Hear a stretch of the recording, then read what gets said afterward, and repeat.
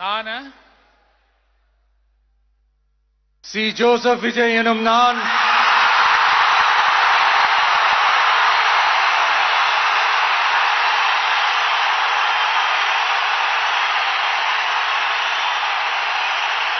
சட்டப்படி அமைக்கப்பெற்ற இந்திய அரசியல் அமைப்பின்பால் உண்மையான நம்பிக்கையும் மாறா பற்றும் கொண்டிருப்பேன் என்றும் இந்திய நாட்டின் ஒப்பில்லாத முழு முதல் ஆட்சியையும் ஒருமையையும் நிலை நிறுத்துவேன் என்றும் தமிழ்நாட்டு அரசின் முதலமைச்சராக உண்மையாகவும் உளச்சான்றின்படியும் என் கடமைகளை நிறைவேற்றுவேன் என்றும்